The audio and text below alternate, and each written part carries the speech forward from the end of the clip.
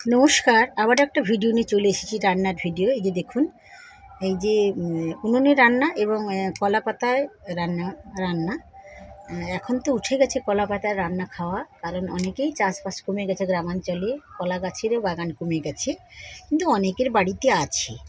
এই যে দেখুন, খুব অল্প আঁচে উনুনে রান্না করছি। যে কোনো মাছ দিয়ে আপনি রান্না করতে পারেন।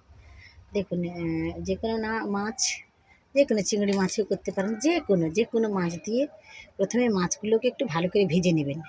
কারণ ভাজা মাছটা যেহেতু কাঁচা মশলাই হবে, তাই ভালো করে ভেজে নেবেন।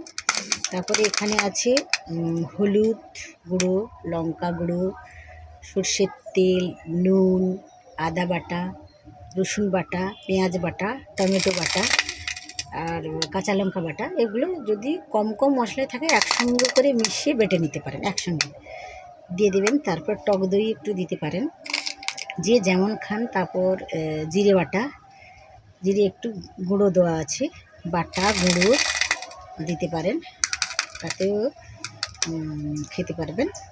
তারপর এইটাকে আমি আবার এইভাবে মুড়ে দেবো। এখানে মুড়ে দিয়ে একটা ঢাকনা দিয়ে ঢাকিয়ে দিতে হবে। ঢাকনা দিয়ে ঢাকিয়ে দেবো।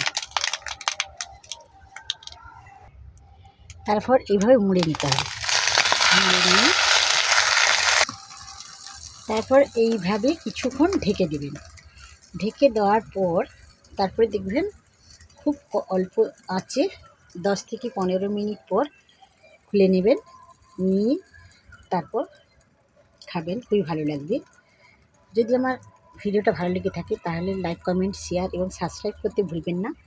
তো আপনারা যদি আমার এই ভিডিওটিতে লাইক, কমেন্ট, শেয়ার করেন তাহলে উৎসাহিত বোধ করবো। আরও রান্নার ভিডিও, বিভিন্ন ধরনের ভিডিও আমি দিয়ে থাকি। আমার চ্যানেলের নাম Nilima Khatua blog and others.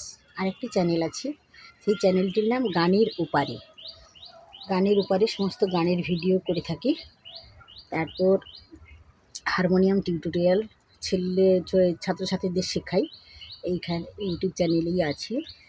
গানের ওপারে, গানের ওপারে না হলে নীলিমা খাটুয়া, এটা আপনারা সার্চ করবেন তো বেরিয়ে যাবে। সব ধরনের গান গিয়ে থাকি।